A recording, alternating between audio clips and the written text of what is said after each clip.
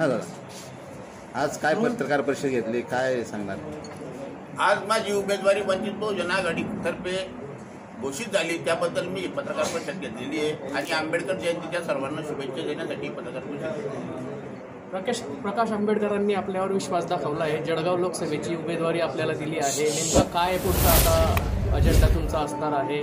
माझा अजेंडा असा असणार आहे मित्रांनो, की ज्या छत्रपती शिवाजी महाराजांचं नाव घेऊन काही पार्ट्या मतं मागतात, परंतु त्या छत्रपतीचा वंशज उदयनराजासारख्यांना 2-2 दिवस दिल्लीत भेट होत नाही.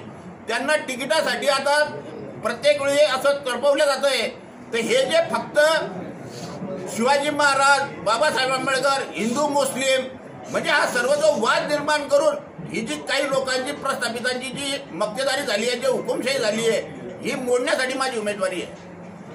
तुम्ही राष्ट्रवादीच्या पण संपर्कात होता, पण शरद पवारांनी तुम्हाला काही साथ दिली नाही असं तुम्ही बोलताना म्हटले. नेमकं काय? राष्ट्रवादीच्या संपर्कात नव्हतो, मी राष्ट्रवादीमध्ये होतो, परंतु आता तिकीट मागण्यासाठी मी जाणून बुजून गेलो होतो की तुम्ही माझ्यावर अन्याय केला आहे, तर रावेर लोकसभेची उमेदवारी जर तुम्हाला निवडून आणायचं मला द्या.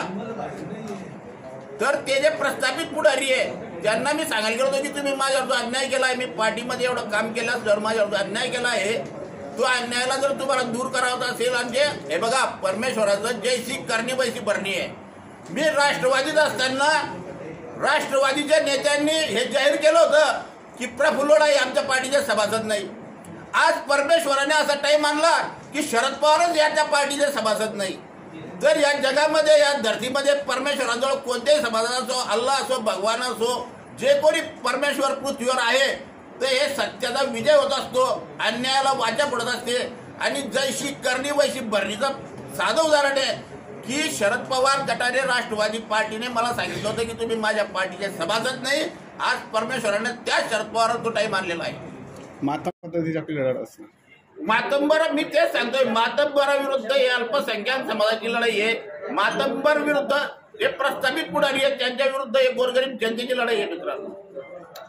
3 मंत्री असणार आहेत, त्यानंतर एकनाथ खडसे पण भाजपमध्ये कमिंग बॅक करणार आहे. एक मोठं आव्हान आपल्या समोर असणार आहे. कसं पेलाल आव्हान? मी तेच सांगतोय की आत्मा ही परमात्मा आहे. जर माझी आत्मा जिवंत आहे, अशीच मी आपल्या जळगाव जिल्ह्यातल्या प्रत्येक मतदाराला माझं आव्हान आहे की तुमची आत्मा जागृत करा.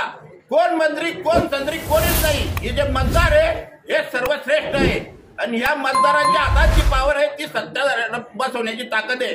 तर मला 100% गॅरंटी आहे, जळगाव लोकसभेच्या उमेदवारीतून विजयी उमेदवार हा प्रफुल्ल वंचित बहुजन आघाडीचाच राहील, हे आपण लक्षात ठेवावं.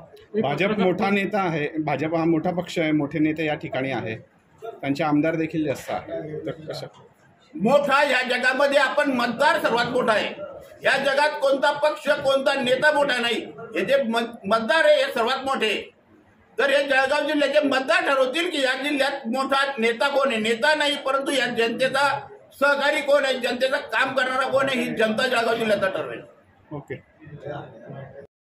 गांधी तीर्थ, निसर्गाच्या सानिध्यात महात्मा गांधींच्या जीवनावरील जगातील पहिले मल्टीमीडिया म्युझियम. आजच भेट द्या. गांधी तीर्थ, जैन हिल्स, जळगाव. अधिक माहितीसाठी www.gandhifoundation.net वर व्हिजिट करा.